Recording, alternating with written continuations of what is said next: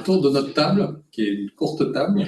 Mais donc, on va commencer par Marine. Donc, moi, je suis Marine Valéry, je suis oncologue à Gustave Roussy dans le service d'oncologie digestive. Et moi, bonsoir à tous, je suis Maximilien Logeli, chirurgien viscéral, et je m'occupe essentiellement au sein du comité de ce qui est la chirurgie du foie et du pancréas. Bonsoir à tous, donc moi je suis Rémi Barbet, je suis radiologue et je suis particulièrement investi dans l'imagerie oncodigestive aussi. Et moi je suis Michel Ducreux, je suis le chef du service d'oncologie digestive depuis un certain temps et le chef du comité de pathologie digestive ici à Gustave Roussy. Et donc on a prévu de faire ce web meeting pour vous parler d'Instadiag, qui est le parcours diagnostique et thérapeutique des tumeurs du foie et du pancréas. Donc on va parler essentiellement du foie ce soir, qu'on a mis en place pour favoriser l'accès rapide des patients à des traitements. Alors pourquoi on a voulu faire ça? Parce que ces deux cancers restent des cancers extrêmement problématiques pour la population générale, puisque ce sont des cancers dont l'incidence est en augmentation, à la fois pour le cancer du pancréas et pour le cancer du foie. Et l'autre problématique qui est posée par ces cancers, c'est que à la fois leur incidence augmente, mais dans la mesure où ce sont des cancers qui restent extrêmement sévères, la mortalité par ce cancer, vous voyez, en gros, c'est 20% de survie à peine pour le cancer du foie, c'est 10% en gros pour le cancer du pancréas. Donc du coup, ça participe très largement à la mortalité par cancer en France. Et si on pouvait faire mieux, plus vite pour ces patients, ce serait très bien. Et d'ailleurs, si on regarde l'évolution de statistiques, pas seulement au niveau français, mais au niveau mondial, on voit qu'il y a une préoccupation globale à propos de ces cancers. Ce d'autant qu'on va le voir, il y a eu quelques petites améliorations thérapeutiques, en particulier dans le domaine du traitement du cancer du foie par l'immunothérapie, ce qui va vous être présenté par Marine, mais ça reste tout de même des cancers, et dans les cancers des voies biliaires également, mais ça reste tout de même des cancers qui sont des cancers pas simples à traiter et qui sont un petit peu passés à côté de pas mal de nouveautés thérapeutiques. Donc les enjeux importants de ce parcours de soins, c'est d'essayer le plus rapidement possible de prendre en charge ces malades, parce qu'on sait que quand il se passe ne serait-ce qu'un mois entre le premier scanner qui est fait en ville et des examens qu'on est amené éventuellement à refaire ici, on voit assez souvent que la maladie a pu progresser entre les deux. Ce qui prouve que donc ce délai est un délai important à réduire au maximum.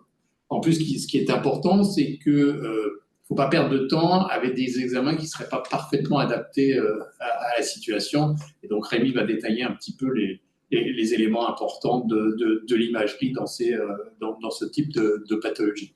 Puis après, il faut aller vite vers la biopsie, et ça représente. J'avais pas. Ouais.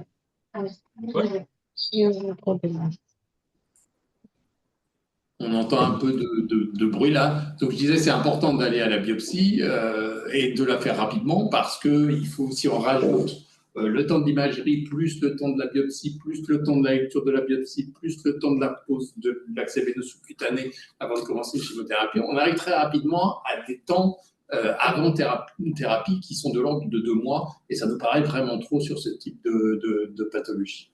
Bon, j'ai déjà dit que les innovations thérapeutiques étaient assez limitées, donc si possible, il faut mettre ces patients dans les essais. On essaie d'avoir toujours des essais thérapeutiques à leur proposer. Et ce qui est vrai, c'est que, alors on a parlé un petit peu en Île-de-France, mais c'est dans le Val-de-Marne en particulier, mais c'est vrai que l'organisation des soins et l'offre de soins pour ces patients reste relativement hétérogène. Maintenant, je passe la parole à notre radiologue. Voilà, donc bonsoir, je vais vous parler un petit peu de la place de l'imagerie dans ce parcours de diagnostic rapide. Alors, je ne sais pas si on est très interactif, mais je ne sais pas s'il y a beaucoup de radiologues ce soir ou si vous êtes beaucoup de médecins généralistes ou gastro-entérologues. Pas de radiologues dans l'assemblée. Il y a des médecins généralistes, je vois, mais radiologues, je ne vois pas. Ok. Non, c'est juste pour adapter un tout petit peu mon propos. Quoi qu'il en soit, donc, le plateau d'imagerie à Gustave Roussy, il est vraiment de très bonne qualité, parce qu'on a acquis récemment un scanner à comptage photonique. Donc, il n'y en a pas beaucoup en France et ils ne sont pas beaucoup utilisés pour l'imagerie oncologique. Nous, vraiment, on essaie de développer cette technologie et je vais vous montrer quelques images après. On a aussi plusieurs IRM, ça c'est évident, mais des IRM avec des produits de contraste hépatospécifiques qui ont un rôle important dans le bilan initial des tumeurs du foie, du pancréas et aussi des tumeurs colorectales. Et puis, on a la chance d'avoir des radiologues spécialisés en oncodigestif et surtout une équipe des radiologues et surtout une équipe spécialisée, pluridisciplinaire. Et l'un des premiers points qui était important pour nous pour mettre en place ces journées de diagnostic rapide, ça a été de permettre, lorsqu'un patient vient avec un examen fait en ville, parfois un examen de dépistage ou de diagnostic immédiat qui n'était pas forcément dédié à la prise en charge thérapeutique d'une tumeur du foie ou du pancréas, et de faire un complément à Gustave Roussy immédiat. Ça, c'était un point important. Comme l'a dit Michel, la rapidité entre le moment où le patient a une suspicion diagnostique, soit clinique, soit scanographique la plupart du temps, et le moment où on va pouvoir prendre une décision thérapeutique, c'est un élément qu'on cherche absolument à réduire. Et donc, un point principal, c'était de pouvoir proposer, dès que le patient se présente le premier jour, un rendez-vous de scanner ou d'IRM si c'est nécessaire, c'est pas toujours nécessaire, pour compléter le bilan et avoir d'emblée un bilan exhaustif. Alors, je vous montre quelques images des nouveautés, en tout cas des machines qu'on a à Gustave Roussy.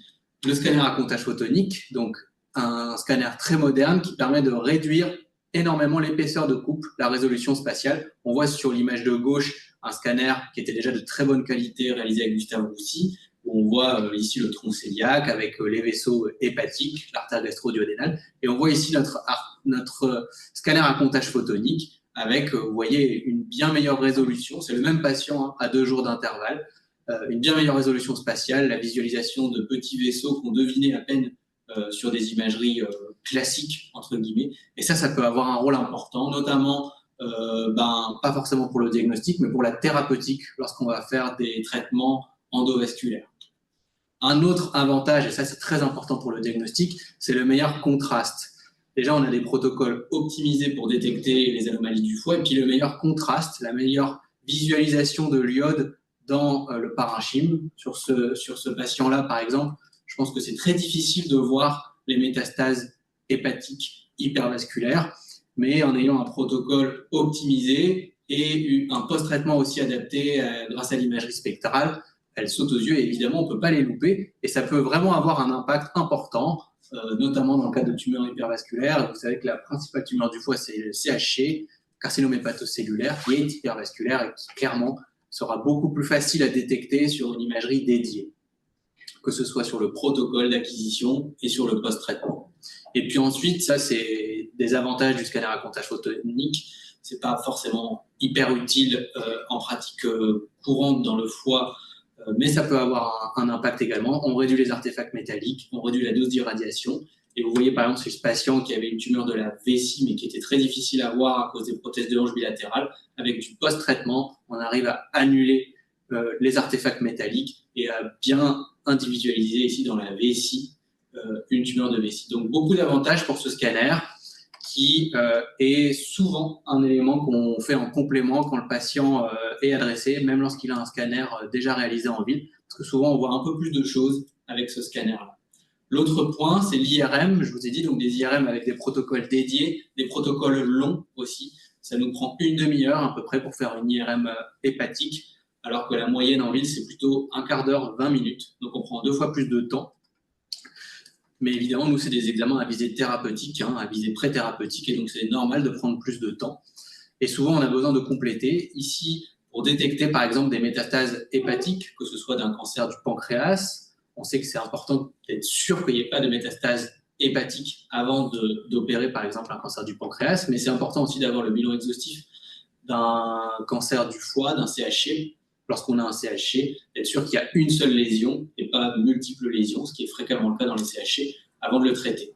Et donc, l'injection de produits de contraste hépatospécifique, ici le Primovist, qui est disponible en hôpital et pas encore en ville, permet d'avoir un super contraste dans le foie. Vous voyez ici l'imagerie IRM hépatique du foie qui défile. Vous voyez la résolution spatiale et le contraste dans le foie. Ça n'a vraiment rien à voir avec des IRM normales. Donc tout ça, c'est des protocoles, des acquisitions qu'on fait en complément et qui nous permettent de vraiment, dès le premier jour, dès que le patient arrive, avoir d'emblée un examen, un bilan, en tout cas radiologique, de bonne qualité qui permet de prendre les décisions les plus éclairées possibles. Là, vous voyez que sur cette IRM, on peut même reconstruire dans les 3 plans, MIP, faire ressortir les voies biliaires, faire ressortir les vaisseaux comme je l'ai fait avant. C'est vraiment de l'imagerie IRM moderne. Voilà, il y a d'autres indications qui peuvent nous être utiles également, notamment dans le cadre de la caractérisation de lésions hépatiques avec ces produits de contraste hépatospécifiques. Mais je ne rentrerai peut-être pas plus dans les détails pour ça. De toute façon, il y aura des questions à la fin. Oui, voilà, s'il y a des questions, il n'y a aucun problème. Ça, c'est la diapo qui fait un petit peu peur, peut-être. C'est un peu chargé, volontairement un peu chargé, ça fait un peu peur. Et c'est simplement pour dire que dans le foie, finalement, il y a beaucoup de choses, beaucoup de nodules, beaucoup de lésions. Ça peut aller du simple kyste à l'angiome, à des lésions peut-être parfois plus complexes à diagnostiquer formellement en imagerie, des HNF, hyperplasie nodulaire focale, des adénomes. Et parfois, la frontière entre une lésion formellement bénigne et une lésion formellement maligne, elle est parfois un peu floue. Et c'est donc compliqué, notamment pour des radiologues non spécialisés, d'être formels. Et d'ailleurs, même nous, on n'est pas toujours formels et souvent, on a besoin d'aller à la biopsie lorsque les critères sont réunis. Et ça, c'est simplement pour vous dire que quand il y a un doute, quand le compte-rendu du radiologue de ville émet un doute, ou en tout cas n'est pas formel sur une lésion typiquement bénigne, il ne faut pas hésiter aussi à nous adresser les patients dans le parcours de diagnostic rapide. On ne cherche là, vous allez avoir après pas mal de topos que sur les cancers, mais c'est pas grave si vous nous adressez parfois des lésions qui sont indéterminées, que nous on fait une IRM complémentaire avec un produit spécifique et qu'on détermine que c'est finalement juste une HNF. Il ne faut pas hésiter aussi à nous envoyer ce type de patients-là chez lesquels il y a un doute sur une lésion qui est indéterminée. On est même content en fin de parcours de dire dire à ces gens-là, de voir un malade qui... voilà, vous avez une lésion bénigne et maintenant vous pouvez retourner chez vous. Il nous arrive rarement, mais on est content de pouvoir le faire. En tout cas, il ne faut pas hésiter à le faire plutôt que de proposer un contrôle dans 6 semaines, 2 mois, parce que parfois, ce délai de contrôle, il va être péjoratif, comme l'a dit Michel juste avant. On a parfois affaire à des maladies qui évoluent très vite. Et donc, il ne faut pas toujours, dans le foie et encore moins dans le pancréas, faire des contrôles, même si c'est des contrôles rapides. Voilà, donc après, juste pour revenir sur l'imagerie des cancers du foie, donc le principal cancer du foie, c'est le carcinome hépatocellulaire. Nous, on a des critères en imagerie, les critères LIE pour Liver RAD, score radiologique de malignité dans une population à risque. C'est des critères qu'on a tous appris à l'internat, des critères basiques. Une tumeur qui est hypervasculaire avec un wash-in et un fameux wash-out au temps portal, un rehaussement tardif en capsule et éventuellement une évolutivité dans le temps. Ça, c'est des critères qui sont radiologiques classiques et qui permettent de poser en imagerie le diagnostic donc de tumeur du foie la plus maligne, la plus fréquente, le CHC. Je vous montre ici 2 exemples de tumeurs qui se rehaussent au temps artériel, un wash-in, qui se lève au temps portal, un wash-out, avec une pseudocapsule. Ça, c'est les signes qu'un radiologue en ville même peut vous évoquer sur un scanner bien mené. Et si vous le souhaitez, vous pouvez nous adresser donc ces patients chez lesquels on suspecte un carcinome hépatocellulaire, qu'on complète éventuellement la prise en charge et la thérapeutique. Ça, c'est pour vous montrer que parfois en IRM, il y a beaucoup plus d'images. Même mes collègues ici sont parfois un peu perdus. Il y a beaucoup d'images, beaucoup de séquences. C'est plus compliqué d'interpréter les choses. Il y a de l'imagerie. C'est la chasse gardée des radiologues. Ouais, et on est content. Oui, vous êtes content. On fait l'imagerie de la graisse, l'imagerie de l'eau, l'imagerie de la cellularité. Et puis, il y a toujours en bas quand même l'imagerie de la cinétique du rehaussement, avec ici ce wash-in, wash-out et le rehaussement fibreux en capsule. Ici, il y avait donc sur ce CHC une hypercellularité par rapport au reste du parenchyme. Et puis sur ces séquences-là, on voyait que c'était un foie tout à fait pathologique, avec des contours bosselés de cirrhose, qui contenait ici une forte charge en graisse, parce qu'il est très diminué de signal sur cette imagerie-là par rapport à cette imagerie-là, in-phase, out-of-phase. Et donc, on peut aller déjà un peu plus loin que le simple scanner. On sait que le patient il a une cirrhose stéatosique et qu'il a un CHC formel en imagerie.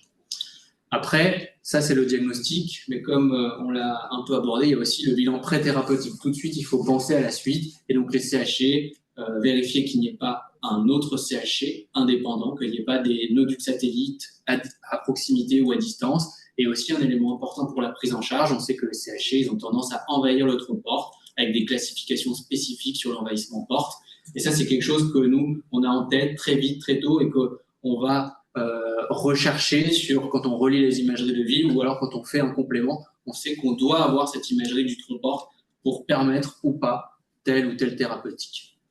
La deuxième grande tumeur du foie, c'est un groupe finalement, c'est un groupe très hétérogène. La deuxième tumeur maligne du foie, c'est le cholangiocarcinome. C'est une tumeur des voies biliaires, qui peuvent être les voies biliaires intrahépatiques, la région périhilaire, la fameuse tumeur de Klatskin, cholangiocarcinome périhilaire, et puis les cholangiocarcinomes des voies biliaires distales, dont on va parler un tout petit peu. Pareil, en imagerie, des critères un petit peu particuliers, une tumeur qui va vite avoir un retentissement sur les voies biliaires. Donc ça, c'est un élément pour vous quand il y a une cholestase, un ictère, sans trop de raison. N'hésitez pas à demander rapidement une imagerie, surtout à partir d'un certain âge, à partir de 40 ans, 50 ans, ça ne coûte rien, entre guillemets, de demander un scanner quand on a un petit doute, notamment sur la cholestase, l'ictère chez des patients âgés. Tumeur qui a donc rapidement des conséquences sur les voies biliaires et qui, contrairement au CHC, se rehausse lentement. Ce sont des tumeurs fibreuses qui se rehaussent lentement. Il y a un exemple en haut, il y a un autre exemple en bas. Une tumeur ici qui se rehausse lentement. On voit au temps artériel, elle n'est pas rehaussée, il y a juste une prise de contraste périphérique. Et puis au temps tardif, il y a un rehaussement de la lésion qui est fibreuse ici, qui entraîne une rétraction de la capsule. Donc quelques critères radiologiques pour un cholangiocarcinome intrahépatique, mais ce ne sont pas des critères formels. Et donc dans tous les cas, il faudra aller à la biopsie. Je vous montre ici la vraie différence et la force quand même de l'imagerie pour faire le diagnostic entre un CHC en haut, hypervasculaire au temps artériel avec un lavage portal et une pseudocapsule. Et c'est exactement l'inverse pour un cholangiocarcinome avec un rehaussement périphérique précoce et un rehaussement central plus tardif et le caractère fibreux ici avec la rétraction capsulaire. Donc vraiment, l'imagerie est assez forte, assez puissante pour évoquer des diagnostics, mais souvent, c'est quand même pas suffisant et on a besoin d'aller à la biopsie. Et pour finir très rapidement sur les cholangiocarcinomes périhilaires, les cholangiocarcinomes distaux, on a aussi des séquences en IRM qui s'appellent BILI-IRM. Vous pouvez aussi éventuellement les demander, même si le radiologue, souvent, il adapte son compte-rendu, son protocole à l'indication, pour une cholestase par exemple. Lorsqu'il y a une dilatation marquée des voies biliaires, comme ça, on recherche l'obstacle et on va pouvoir, nous aussi, très vite se projeter dans la thérapeutique et faire une classification dite de Bismuth-Corlett pour savoir si le patient est opérable, quel type de chirurgie on va pouvoir lui proposer. Je vous montre ici un dernier exemple, c'est ma dernière image de cholangiocarcinome de la voie biliaire principale, ici distale. On voit la dilatation marquée de la voie biliaire principale et des voies biliaires intrahépatiques, et ici un obstacle net, très marqué, très sévère, très réduit. On ne voit même plus le passage de la bile ici.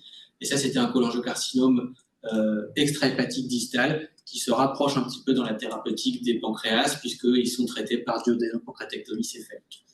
Voilà ce petit point sur les tumeurs du foie, que ce soit donc le CHC et les cholangiocarcinomes, un groupe hétérogène. Et maintenant, vous allez pouvoir voir les thérapeutiques qui en découlent. Est-ce que vous avez des questions brûlantes radiologiques? Ou sinon, encore une fois, on a prévu du temps à la fin, donc, mais si des fois vous avez quelques questions spécifiquement pour Rémi tout de suite, allez-y, pas de problème.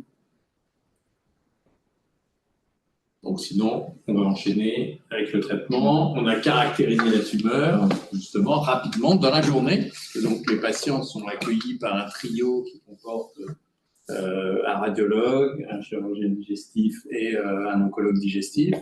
On commence à discuter, on confirme la nécessité ou pas de refaire une imagerie sur des créneaux qui sont des créneaux spécifiquement prévus pour ces patients dans le cadre du parcours Instadiag. Et puis, une fois qu'on a récupéré à la fois la prise de sang, une prise de sang pour un séquençage, les premiers éléments biologiques, les éléments radiologiques complémentaires qui nous paraissaient importants, le patient revient et on le revoit à 2 ou 3 en fonction des problématiques et on fixe déjà une première approche thérapeutique et éventuellement on parle donc de chirurgie. Maintenant, parfait. On va parler de chirurgie. Excusez-moi, il y a une question dans le chat. Il y a quelqu'un qui demande, est-ce que vous utilisez l'IA pour l'aide au diagnostic? Alors, pas tant pour le diagnostic que pour le post-traitement. Dans le foie, en tout cas, on n'utilise pas énormément l'IA. On utilise l'IA en pratique quotidienne pour détecter des anomalies, que ce soit mammaire, que ce soit thoracique, pas tellement dans le foie. En revanche, on utilise beaucoup l'intelligence artificielle pour reconstruire les images telles que je vous les ai montrées là. Ce sont pas des acquisitions brutes classiques, ce sont des acquisitions reconstruites par un logiciel de deep learning, donc d'intelligence artificielle, qui sont disponibles chez nous, mais que tous les radiologues n'ont pas la chance d'avoir. Oui, on utilise l'IA, mais pas tant pour détecter que pour nous aider à reconstruire des belles images, en tout cas pour l'imagerie digestive. Très bonne question. Donc, moi, je voulais vous parler des traitements locaux régionaux et en particulier de ce qui est la chirurgie. La difficulté de l'exercice, c'est d'essayer de vous donner des principes de prise en charge, on va dire, actualisés de ce type de tumeurs, en sachant qu'il s'agit de deux types de tumeurs complètement différentes, avec des comportements et des tendances à l'envahissement qui sont différentes. Mais globalement, on retrouve finalement trois grosses familles de pathologies, donc les stades précoces, dans lesquels tous les traitements curatifs peuvent avoir une place, et donc essentiellement ce qui concerne les tumeurs localisées, qui soient donc des CHC ou des cholangiocarcinomes. Je ne traite pas les autres pathologies que Rémi a évoquées, comme la HNF ou les adénomes à risque de dégénérescence, parce que c'est quand même des prises en charge très spécifiques, mais qui méritent quand même d'être partagées. En tout cas, pour ce qui concerne les tumeurs primitives du foie, donc CHC et cholangiocarcinome, les traitements curatifs qui sont aujourd'hui reconnus sont donc la résection chirurgicale, qui reste le plus ancien et le plus classique, mais également des traitements locaux régionaux comme la destruction locale, et en particulier, on a vu dans le temps les traitements qui évoluent de la radiofréquence, la cryothérapie, jusqu'à maintenant aussi des destructions locales par micro-ondes, qui sont réalisées par les radiologues interventionnels, et la transplantation hépatique, qui a comme but pas seulement de traiter la tumeur en soi, mais également en cas de pathologie hépatique sous-jacente, traiter l'éventuelle cause de la survenue de cette tumeur. Donc l'objectif donc de l'ensemble de ces traitements pour être considéré comme curatif et donc d'obtenir des survies qui dépassent les 5 ans.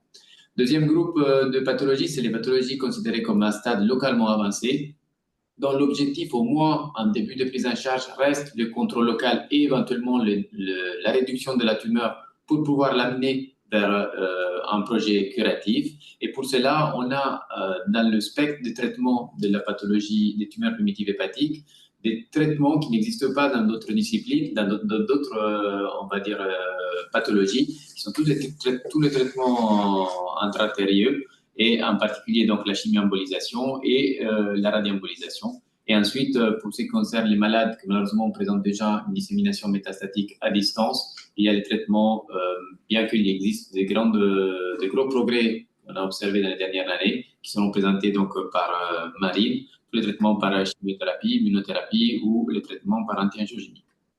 Et finalement, quand on regroupe les différentes recommandations de l'ESMO et du BSCC pour ce type de tumeurs, on retrouve l'ensemble de ces stades avec exactement les mêmes survies attendues. Vous voyez que donc l'énormité de traitements et d'options thérapeutiques qu'on a dans les domaines du carcinome hépatocellulaire, et également dans les dernières années, si vous voyez à gauche, c'est les recommandations de l'ESMO sur la prise en charge des cholangiocarcinomes en 2016, donc c'était quelque chose qui restait relativement pauvre. Et en 2024, vous voyez que finalement, il y a, à travers une caractérisation plus poussée de ce type de tumeurs, beaucoup d'anomalies et donc beaucoup de traitements, ce qui est donc relativement favorable, notamment pour la prise en charge de tumeurs avancées ou métastatiques. Finalement, une fois qu'on arrive à établir qu'il s'agit d'une tumeur de stade précoce, parmi les différentes options, notre traitement sera orienté sur la base de 3 facteurs, donc des caractéristiques en rapport avec la tumeur, donc le nombre, la taille, la localisation, l'extension loco-régionale et bien évidemment l'exclusion de toute maladie extra-hépatique. Dans tel cas, une prise en charge chirurgicale n'aurait pas vraiment d'intérêt pour les patients. Deuxièmement, l'ensemble de ces éléments seront discutés avec les radiologues et sur la base du compte-rendu, et c'est qu'on demande régulièrement de la lecture et des cartographies des lésions hépatiques pour être sûr de pouvoir réaliser les traitements de l'ensemble des lésions présentes au niveau hépatique. Associé à l'évaluation de la fonction hépatique, parce qu'on sait que 95% de ces types de tumeurs surviennent, et notamment aussi les cholangiocarcinomes intrahépatiques est de plus en plus présente en cas d'hépatopathie chronique sous-jacente. Donc, il faut exclure la présence d'une hypertension portale et un problème qui devient aujourd'hui moins important, mais qui reste encore d'actualité chez un certain sous-groupe de patients, la réplication virale qui a été démontrée comme facteur de risque de récidive en cas de présence d'une réplication active au moment de la chirurgie. Et bien évidemment, toutes les caractéristiques du patient qui ne peuvent éventuellement contre-indiquer ou un éventuel geste à visée curative relativement lourd ou nécessiter des parcours de préhabilitation spécifiques afin de réduire au minimum les risques de décompensation en post-opératoire ou de survenue d'autres pathologies intercurrentes. Pour être tout à fait très simple, l'objectif de la chirurgie reste d'une part celui d'obtenir une résection complète. Donc, vous voyez ici sur la gauche une pièce opératoire d'une résection anatomique avec la tumeur au centre et une marge chirurgicale bien définie. Et à gauche, ce qu'on appelle l'épargne parenchymateuse, notamment en profitant du fait que d'une part, on sait tous que le foie a des capacités d'hypertrophie qui sont très importantes, qui peuvent permettre aussi de réaliser la résection de 75% du parenchyme hépatique, mais cette réserve fonctionnelle est moins importante dans le domaine des pathologies hépatiques sous-jacentes et donc doit être évaluée avec plus de précautions et donc pouvoir, dans la mesure du possible, réaliser des techniques de chirurgie avec de l'épargne parenchymateuse, comme vous voyez ici, une résection au niveau du dôme hépatique qui respecte les règles carcinologiques. Juste pour reprendre les principes, il faut considérer, pour être simple, que finalement le foie n'est rien d'autre qu'un brocoli. Les recommandations pour les carcinomes hépatocellulaires disent que finalement il faut obtenir une résection de type anatomique, alors que dans les domaines du carcinome, du cholangiocarcinome, l'objectif est une marge. Et donc vous voyez ici donc, le brocoli. Pourquoi on dit un brocoli? Parce que le brocoli, finalement, comme le foie, est constitué de différentes unités fonctionnelles, comme vous pouvez les voir. Donc, on représente ici les branches comme les affluents vasculaires du parenchyme hépatique. Et donc, vous voyez que ce type de résection, c'est que vous voyez parfois dans les comptes rendus décrites comme résection R1. Donc, ça veut dire qu'il y a une exposition de la marge, bien qu'on résecte en totalité la tumeur, au niveau de la tumeur exposée au niveau de la marge de résection. Après, on a une résection R0 avec une marge de sécurité qui peut être plus ou moins importante, et en particulier, ce qu'on recherche dans les cholangiocarcinomes, c'est une marge d'au moins 10 mm. Et ensuite, vous avez une résection de type anatomique qui est basée essentiellement sur les vaisseaux qui vascularisent pas seulement la tumeur, mais aussi le parenchyme autour de la tumeur, dans lesquels l'objectif est d'abord de contrôler les vaisseaux qui vascularise la tumeur afin de déterminer une ischémie sur la surface du foie et importer l'ensemble du parenchyme hépatique, incluant la tumeur vascularisée par cette branche vasculaire. Et donc, c'est là ce qu'on appelle une résection R0 de type anatomique. Et c'est ça qu'il faut faire pour le carcinome hépatocellulaire, alors que pour le cholangiocarcinome, il faut une marge. Il faut une marge. C'est donc des lésions différemment par rapport aux métastases hépatiques qui constituent à peu près 60% des indications de chirurgie pour tout ce qui concerne la chirurgie hépatique. Dans ce cas-là, dans la majorité des cas, dans les 95% qui restent des patients, on réalise donc des hépatectomies qui sont définies comme des hépatectomies sur une lésion unique, parfois sur des lésions périphériques, et c'est pour cette raison que ce type de localisation se prête bien à des voies mini-invasives qui donc sont aujourd'hui recommandées, soit que ce soit la chirurgie par voie célioscopique ou la chirurgie par voie robotique. Il faut considérer que cela a comme objectif d'améliorer les suites opératoires du malade en réduisant les complications et les risques de décompensation, mais à ce stade, cela n'a pas d'impact sur la survie globale des patients par rapport à la chirurgie conventionnelle par voie laparotomique. D'autre part, en cas de transplantation hépatique secondaire, a été par contre clairement démontré que les voies mini-invasives réduisent la difficulté de réalisation de la transplantation hépatique, notamment en termes de durée opératoire et de perte sanguine, qu'on sait être un facteur impactant le risque de récidive en post-opératoire.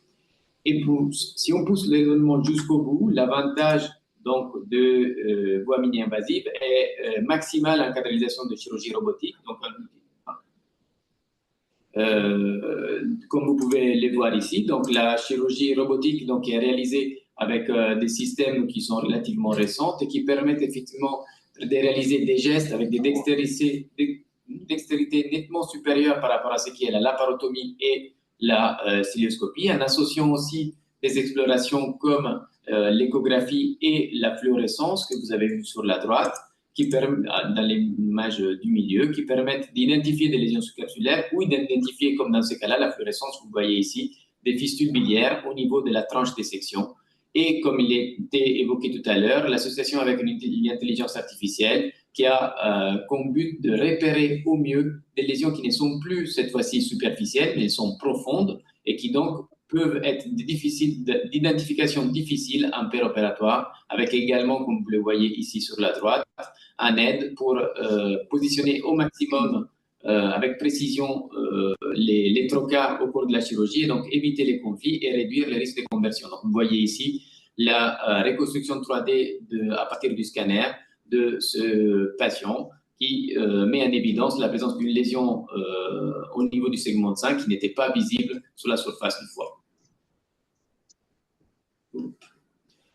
Pour ce qui concerne la transplantation hépatique, il faut dire que ce type de traitement est indiqué exclusivement dans le domaine du carcinome hépatocellulaire chez un sous-groupe bien identifié des malades et concerne un traitement non validé comme a été récemment rappelé dans les recommandations de l'ESMO pour le cholangiocarcinome intrahépatique. Est sans doute le traitement optimal théorique pour l'ensemble des malades parce que, comme on l'a dit tout à l'heure, permet de traiter à la fois la lésion tumorale, mais également la pathologie hépatique sous-jacente et éventuellement, comme vous le voyez dans l'image du milieu, des éventuelles lésions méconnues à l'imagerie préopératoire additionnelles qui pourraient faire l'objet d'une éventuelle récidive en post-opératoire en cas de chirurgie. On voit bien que ce type d'indication, donc le carcinome hépatocellulaire sur cirrhose, est devenu aujourd'hui la première indication à la transplantation en France, dont elle constitue à peu près 30% de l'ensemble des indications de transplantation, correspondant à 350 greffes par an, ce qui explique bien que malheureusement, cela aujourd'hui n'est pas à l'auteur du nombre de patients atteints de ce type de pathologie et que donc ce type de traitement doit être réservé aux patients qui n'ont pas de possibilité de résection chirurgicale à visée curative, car aujourd'hui, quand on compare la chirurgie par rapport à la transplantation, il n'y a pas de différence en termes de survie à 5 ans et de survie sans récidive en cas de hépatopathie chronique. Les facteurs limitants donc, pour ce type de traitement restent le nombre de greffons. Il faut savoir qu'aujourd'hui, il y a 2 patients inscrits en liste d'attente, voire 2,5 par greffon disponible en France. Pendant ce temps d'attente, il y a un risque de progression, ce qu'on appelle drop-out, pour lequel il est nécessaire de mettre en place des traitements d'attente pour contrôler la tumeur, mais que peuvent, dans certains cas, ne pas être suffisantes. Et donc, les malades sortent des critères de transplantation et basculent dans un projet strictement palliatif. Et bien évidemment, bien que la transplantation aujourd'hui bien codifiée reste quand même un geste plus invasif par rapport à ce qui est une résection chirurgicale. Comme on l'a dit tout à l'heure, dans le domaine de tumeurs hépatiques, il faut aussi prendre en compte les traitements locaux régionaux. Et ici, donc, vous voyez l'activité réalisée par les radiologues interventionnels, qu'eux aussi peuvent bénéficier des apports des outils robotiques, comme vous voyez ici. Parfois, l'identification des lésions est difficile sous échographie. Et vous voyez qu'ici, en couplant les images du scanner avec des repères anatomiques que vous voyez ici sur le ventre du malade, eh bien, le robot permet de se positionner exactement au bon endroit pour pouvoir cibler cette lésion qui est en profondeur et donc pouvoir obtenir des traitements corrects. Vous voyez ici les résultats à 3 mois et à 6 mois, exactement au même endroit de la lésion initialement visible. Donc, ces types de traitements sont indiqués aujourd'hui pour toutes les lésions inférieures à 3 cm dans le domaine du carcinome hépatocellulaire et exclusivement chez des patients qui présentent des contre-indications chirurgicales dans le domaine du cholangiocarcinome intrahépatique. Autre traitement loco-régional est l'ensemble des traitements intra-artériels. Et donc, cela se base sur le fait que ce type de tumeur, notamment le carcinome hépatocellulaire, est vascularisé essentiellement par le système artériel. Et donc, on peut utiliser le schéma de différentes artères, des artères et notamment de l'artère hépatique et de ces différentes branches pour pouvoir injecter directement des drogues actives au niveau de la tumeur à des concentrations bien plus élevées. Ce qu'on réalise avec la chimioembolisation, un des traitements les plus anciens du carcinome hépatocellulaire. Et vous voyez ici qu'en 2021, restait encore le premier traitement réalisé aujourd'hui en France pour les patients avec un carcinome hépatocellulaire, bien loin par rapport à tout ce qui peut être destruction locale, comme vous voyez ici, ce qui est indiqué avec PTA, ou traitement à visée curative chirurgicale. Et donc, également d'autres types de traitements qui vont probablement évoluer dans l'avenir. Donc, vous voyez ici l'artère hépatique avec le cathéter qui arrive ici et l'injection du produit de contraste et de chimiothérapie et des microbilles qui embolisent la tumeur pour obtenir donc une embolisation et favoriser la stase de molécules actives à ce niveau et également induire une ischémie de la tumeur, ce qui augmente l'efficacité du traitement. Mais probablement, dans l'avenir, on va basculer vers d'autres types de traitements qui reposent sur le même principe, donc une injection intra-artérielle d'un produit actif, mais que cette fois-ci, ce ne sera pas simplement un phénomène d'ischémie, mais un traitement basé sur des molécules radioactives, comme vous pouvez les voir ici, qui sont bien évidents sur le PET scanner et sur la scintigraphie réalisée le lendemain, qui ont montré un net bénéfice en termes de survie globale pour des tumeurs supérieures à 7 cm. Et donc, je laisse la place à Marine pour discuter des traitements systémiques. À moins qu'il y ait une question brûlante qui concerne directement la chirurgie, comme on a pu faire tout à l'heure avec la radiologie. Est-ce qu'il y a des questions dans le chat, des questions carrément orales si vous n'êtes pas trop timide? On y va alors. Voilà, on passe au traitement systémique et puis on aura un temps, encore une fois, on fera un point pour la discussion après la présentation de Marine. Donc, concernant les traitements systémiques, ça s'adresse donc aux patients qu'on ne peut pas opérer, soit parce qu'ils ont un envahissement local de leur maladie qui est trop important, soit a fortiori parce qu'ils ont de la maladie à distance, des métastases. On a actuellement deux grandes catégories de traitements, on va dire, innovants. D'une part, l'immunothérapie et d'autre part, les thérapies ciblées, qui dans les deux cas peuvent être utilisées pour les deux pathologies primitives de foie principales que sont le CHC et le cholangiocarcinome. Donc, concernant le carcinome hépatocellulaire, on a actuellement deux options en première ligne de traitement qui contiennent donc de l'immunothérapie. Donc, d'une part, on a l'atezolizumab qui est l'immunothérapie plus le bevacizumab qui est un anti-angiogénique. Donc, vous voyez, la publication date de 2022, donc c'est assez récent, qui permet une survie globale médiane qui atteint les 19 mois avec un taux de réponse de l'ordre de 30%. Et donc, son équivalent qui donne des choses assez comparables en double immunothérapie, qui est du durvalumab et du tremelimumab, et donc également un traitement assez récent qu'on peut actuellement prescrire depuis cet été finalement. L'immunothérapie, ce qu'il faut comprendre, c'est que son mode de fonctionnement, c'est la tumeur, elle a des moyens de mettre en silence le système immunitaire. Et donc, nous, avec l'immunothérapie, on va réveiller le système immunitaire. Et donc, à ce moment, c'est le système immunitaire qui va aller détruire, en tout cas lutter contre la tumeur.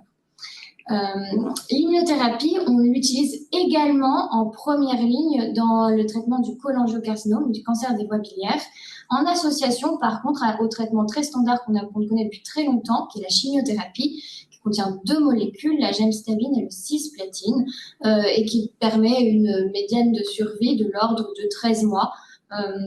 Donc ça a quand même amélioré un peu le pronostic, même si ce n'est pas totalement drastique, mais ça a permis une amélioration dans cette maladie qui est de mauvais pronostic, puisque d'une survie de l'ordre d'1 an quand elle est diagnostiquée au stade métastatique. Comme je vous le disais, donc la manière de fonctionner de l'immunothérapie, c'est de réveiller le système immunitaire contre la tumeur, mais en fait, ce n'est pas sélectif, on active le système immunitaire.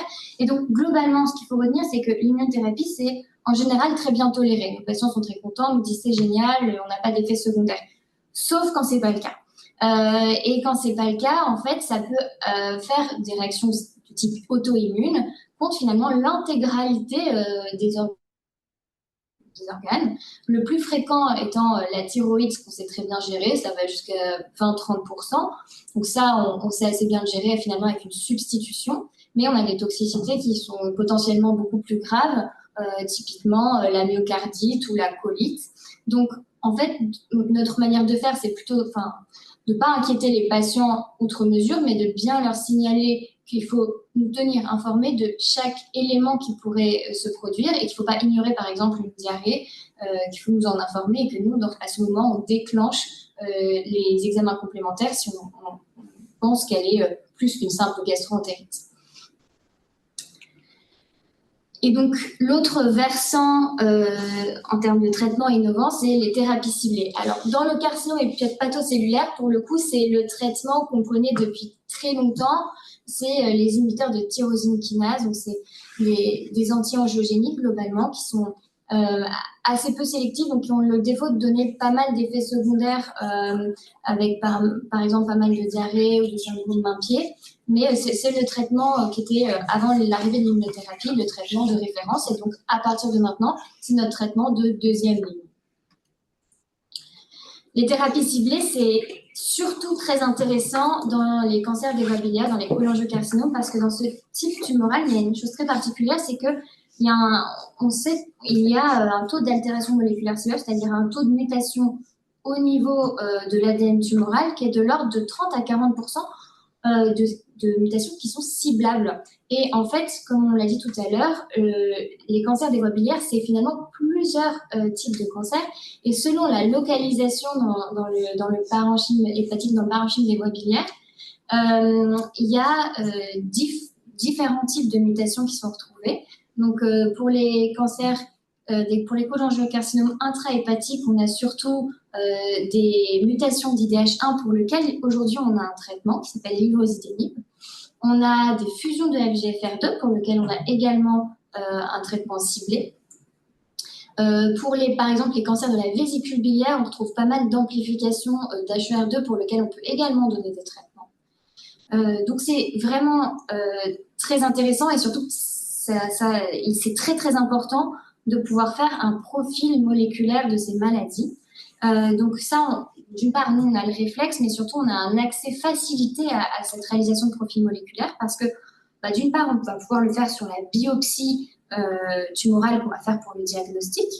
Et d'autre part, on a un accès privilégié à ce qu'on appelle la biopsie liquide, c'est-à-dire en fait une prise de sang sur lequel on est capable d'isoler de l'ADN tumoral circulant et le séquencer et donc trouver des mutations somatiques d'une manière assez facile. Donc ça, c'est très important et très intéressant dans le traitement. Et donc, une autre spécificité de Gustave Roussy, c'est les essais thérapeutiques. Comme on disait tout à l'heure, on essaie d'avoir à peu près en permanence des essais thérapeutiques pour chaque type tumoral. Et donc, ça vaut aussi pour les cancers primitifs hépatiques, donc le CHC et les cholangiocarcinomes. Donc, actuellement, on a des essais de phase 2-3 à la fois pour le carcinome hépatocellulaire et pour les cancers des voies biliaires. Donc, pour le carcinome hépatocellulaire, globalement, ça reste de l'immunothérapie, mais de nouvelles générations avec de nouvelles molécules. Et pour les cancers des voies biliaires, c'est les traitements qu'on connaît, c'est-à-dire l'association chimiothérapie-immunothérapie. Et on développe un traitement d'entretien en fonction de s'il existe ou pas une altération moléculaire ciblable. Ça, c'est l'essai Saphir. Et après, il y a aussi les essais de phase 1. Donc là, c'est différents traitements. En général, toujours de l'immunothérapie pour le CHC. Et les cancers des voies biliaires, il y a aussi des associations de type immunothérapie avec la chimiothérapie.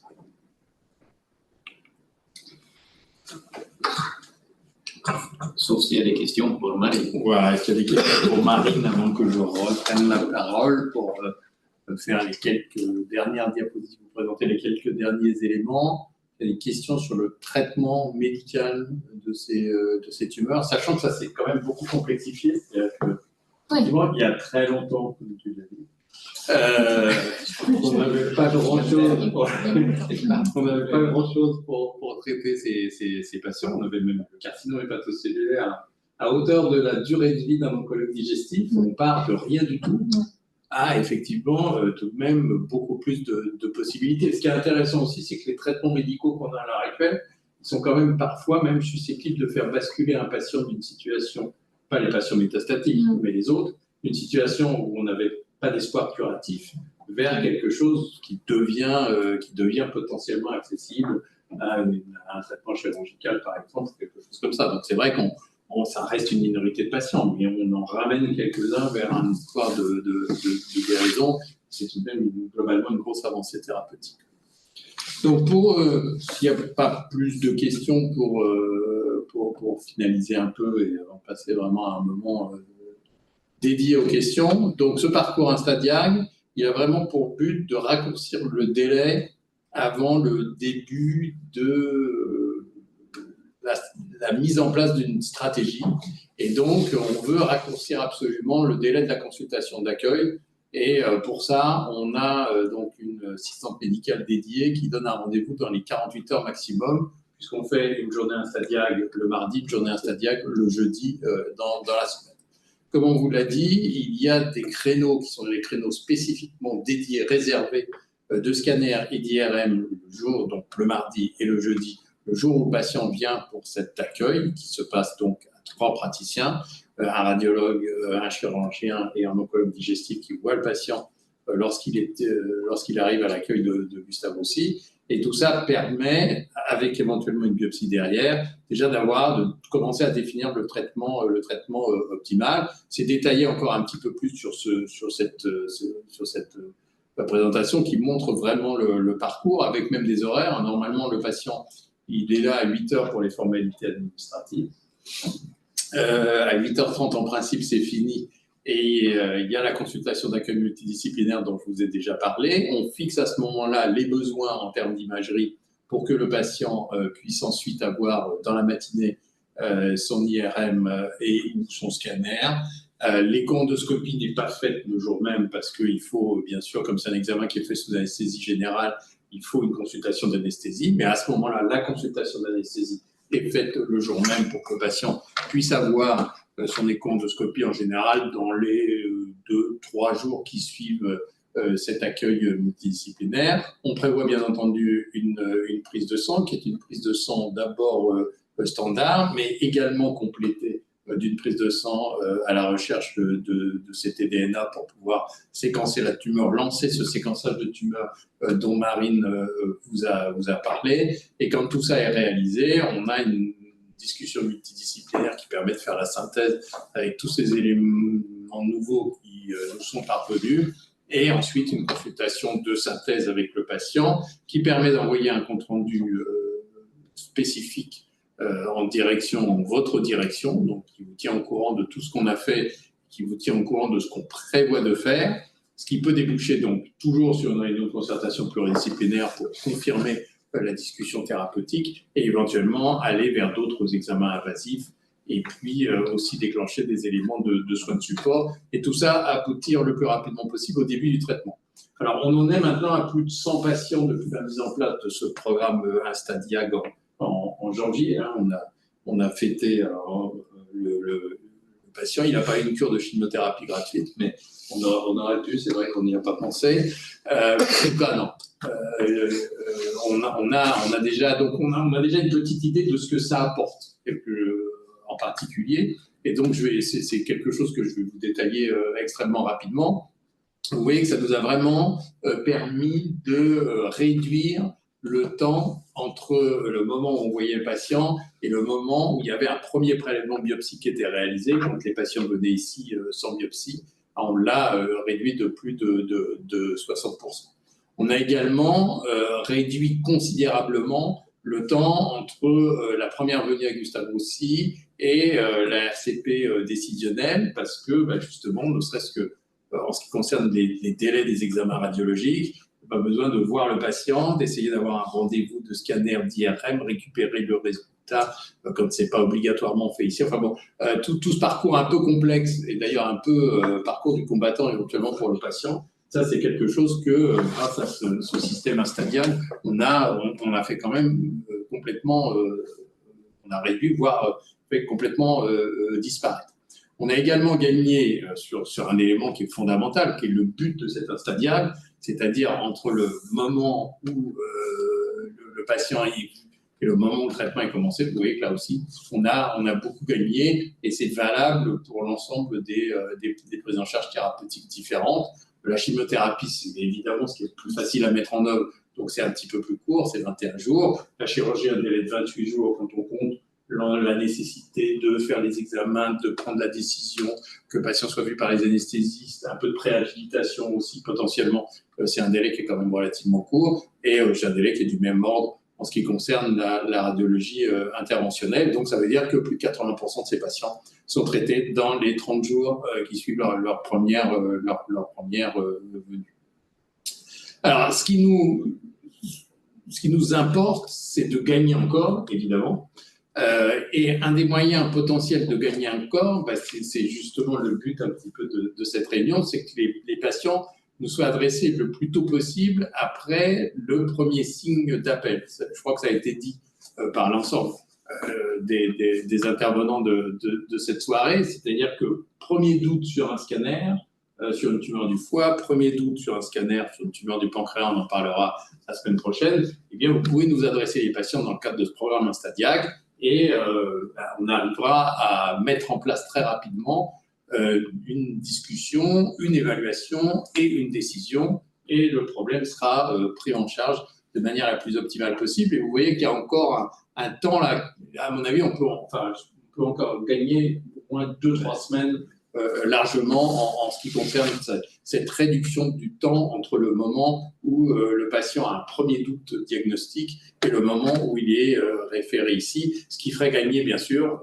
plus on gagne en termes d'évaluation du patient et de début de discussion thérapeutique, plus on gagne également sur le délai de mise en traitement, qui nous paraît encore 44 jours, c'est pas mal par rapport au premier doute diagnostic, mais on doit pouvoir gagner encore au moins, je dirais, 10 à 15 jours sur ce délai-là. Donc voilà, le flyer Instadiag qui a été créé par nos équipes ici à Gustave Roussy, je trouve qu'il est assez joli, moi je l'aime beaucoup, qui reprend les éléments que je vous ai détaillés. Et donc maintenant, on est tous prêts à répondre à l'ensemble de vos questions. Merci beaucoup, c'était très clair. Moi, j'ai juste une question. Donc, pour orienter, il suffit juste d'appeler le secrétariat pour avoir un rendez-vous. Et tous les professionnels de santé peuvent orienter. Oui, c'était adressé, le parcours a été créé pour être ouvert à la fois aux patients et bien évidemment à l'ensemble du corps médical, en passant par le secrétariat ou l'adresse mail qui est partagée. Ils sont disponibles si vous tapez Instadiag foie et pancréas sur Internet, vous le trouvez très facilement. Et juste à titre d'information, Instadiag, c'est un label qui était désormais enregistré par l'établissement, donc par Gustave Roussy, et il y a d'autres parcours diagnostiques dans d'autres types de tumeurs. Donc Instadiag, c'est quelque chose sous lequel vous allez recevoir des communications régulièrement. Donc, en tout cas, il y a déjà une page Instadiag sur le site dans laquelle il y a tous les coordonnées pour adresser les malades. Qui figure, comme vous le voyez, au bas de ce qui vous a été montré par Élie, au bas de ce flyer, avec un numéro et une assistante médicale dédiée, un numéro dédié, une assistante médicale dédiée qui connaît bien le parcours, et sinon cette adresse mail instadiag-foie-pancréas@gustaveroussy.fr. Et ces flyers, on l'a fait aussi à l'échelle d'affiches, donc un peu plus importante, qu'on souhaite vous envoyer et même l'amener personnellement pour expliquer aux différents médecins le parcours. Et donc, on espère que vous pourrez voir et l'avoir dans votre cabinet, que ce soit plus facile d'accès. Oui.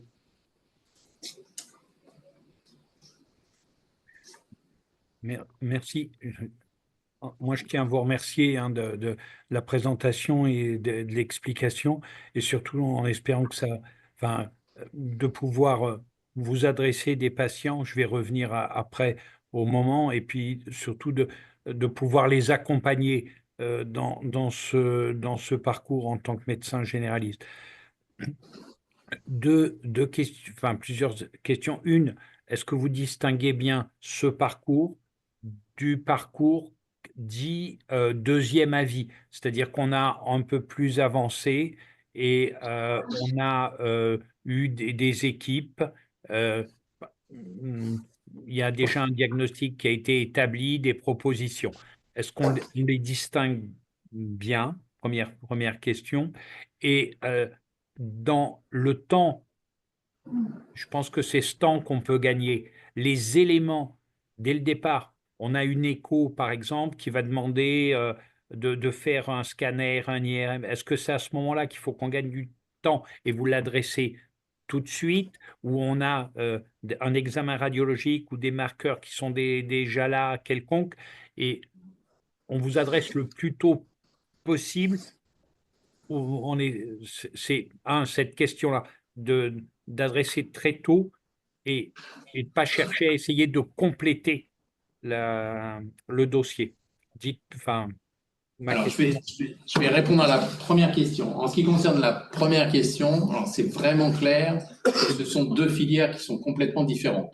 Le second avis, pour nous, c'est un service qu'on rend aux patients qui sont déjà pris en charge dans une filière et qui, la plupart du temps d'ailleurs, sont très bien pris en charge, mais qui, parce qu'ils sont évidemment dans le cadre de la maladie cancéreuse inquiets, se disent ce serait bien, il y a ce centre Gustave Roussy, donc en quelque sorte qu'on labellise un traitement qui est fait dans un autre centre. Et donc ça, c'est une activité, et Dieu sait si on en rend des seconds avis, puisque rien que sur le côté médecine oncologique, on en est maintenant à plus de 25 dossiers qui sont vus, dossiers complets, on les enregistre, nos internes font un résumé du dossier, on regarde en détail le dossier, on dit oui, on aurait fait exactement la même chose ici à Gustave Roussy, donc c'est très bien que vous ayez ce traitement par l'équipe qui vous a pris en charge.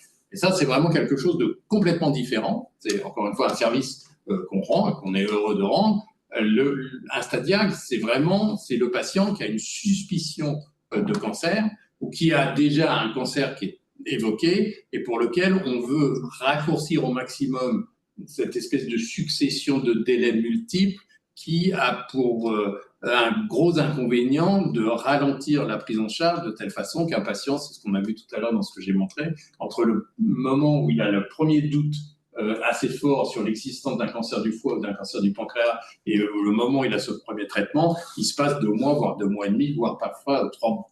Alors, en ce qui concerne spécifiquement les doutes diagnostiques, je vais laisser la parole à Rémi, notre radiologue. Oui. Donc, pour répondre, effectivement, je pense que c'est quand même pas mal d'avoir au moins un scanner. Ça, c'est une chose, parce que c'est vrai que sur une échographie, on n'est pas très spécifique en ville pour vraiment se prononcer sur un caractère malin. Souvent, c'est quand même un caractère malin qui nous inquiète. On n'est pas sûr, mais c'est souvent ce caractère malin qui doit nous faire orienter le patient. Donc, un scanner, la plupart du temps, c'est un scanner, on l'a quand même assez rapidement en ville. Et le message, c'est surtout quand il y a un doute, pas forcément recontrôler et pas forcément essayer de demander une IRM parce que parfois les délais en ville, en IRM, même si c'est ce qui est proposé par le radiologue de ville, et ce qui est d'ailleurs tout à fait judicieux, mais parfois les délais en IRM en ville sont très longs et peuvent être péjoratifs et retarder la prise en charge. Donc une écho, c'est peut-être un petit peu trop précoce. Quand il y a une anomalie en écho, je pense qu'il faut faire un scanner. Et dès que le scanner est douteux de malignité, pas forcément formel, ne pas forcément vouloir caractériser, contrôler, faire une IRM, mais possiblement nous l'adresser directement. Et pour compléter pour le deuxième avis, il y a une plateforme sur Rofim. On a un système d'RCP de recours pour justement les médecins qui souhaitent avoir un deuxième avis, notamment dans le domaine de l'oncologie, dans lequel le comité digestif est présent. On s'est pas investi autant que dans un stadiac pour l'instant dans ce type de projet, mais ça fait partie quand même de quelque chose qu'on a mis en place, mais que à ce jour n'a pas encore été très diffusé. Et mais les secrétaires sont très bien rodés et experts pour essayer de démasquer les deuxièmes avis que les patients essayent de faire passer en un stadiac, parce que le but, ce n'est pas de court-circuiter des patients qui sont déjà pris en charge ailleurs. Le but, c'est vraiment de s'adresser à des malades qui n'ont pas de traitement et qui risquent effectivement de rester plusieurs semaines dans l'angoisse et sans traitement.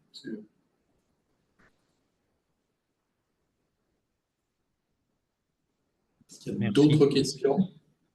Je reviens sur les moyens de communication que vous avez mis en place. J'ai bien compris le mail. Est-ce que vous allez utiliser, ce qu'on nous en ville, à l'heure actuelle, c'est utilisation des boîtes sécurisées et autres. est-ce que vous avez prévu de faire des liens type les nouveaux moyens qui arrivaient, type santé lien ou MS Santé? Dites, est-ce que vous avez prévu une boîte de réception spécifique? Ça, on ne l'a pas encore prévu parce que ça, c'est des éléments qui nous dépassent et qui nous dépassent, nous, au niveau du comité de pathologie digestive, et qui sont des éléments institutionnels qui sont en cours d'organisation, sachant qu'en plus, on a un nouveau directeur des systèmes d'information qui devrait nous permettre d'avoir accès à ce type de choses. Pour l'instant, ce n'est pas le cas. Merci à toutes celles et ceux qui se sont connectés. Et puis, à bientôt. À la semaine prochaine. À la semaine prochaine. Merci à vous. À bientôt. Merci. Merci. Au revoir.